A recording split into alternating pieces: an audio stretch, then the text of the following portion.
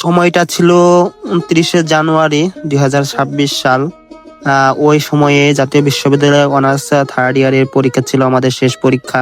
আজকের এই ভিডিওটি অনেক স্পেশাল, সবাই শেষ পর্যন্ত দেখবেন। আমরা আশেক মাহমুদ কলেজের ছাত্র, পরীক্ষা দিতে গিয়েছিলাম জাহেদা শফির মহিলা কলেজ কেন্দ্রে। প্রত্যন্ত গ্রাম থেকে দুই চাচা ভাতিজার যাত্রা শুরু হয় মাইজবাড়ি মোড় থেকে।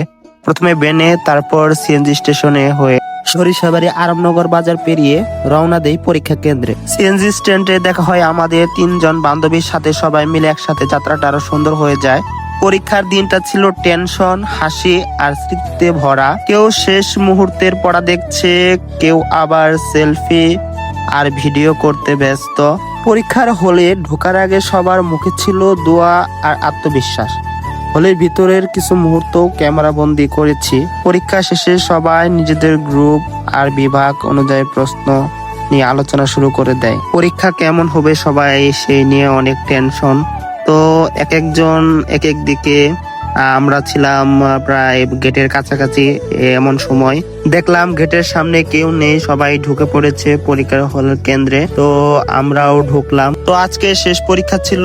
ভিতরে গিয়ে দেখলাম সবার মুখে হাসি, সবাই কথা বলতে বলতে কলেজের ভিতরে ঢুকতেছে পরীক্ষার কেন্দ্রে। তো আমিও ঢুকলাম এবং ক্যামেরা বন্দি করছিলাম। এক একজন গ্রুপ স্টাডি করতেছিল এবং কি সবার মুখে হাসি। এই হলো পরীক্ষার কেন্দ্রের অবস্থা। দেখেন সবই ফাঁকা, একটু লেট করে সবাই আসে পরীক্ষার কেন্দ্রে এবং ভয়ভীতি পায়। তো শেষ পরীক্ষা ছিল, পরীক্ষা শেষ, সবাই আবার বাহিরে। দেখেন কি একটা ভিড়। দেখেন এটা জাহেদা শফির মহিলা কলেজের কেন্দ্রের ভিতরের অবস্থা।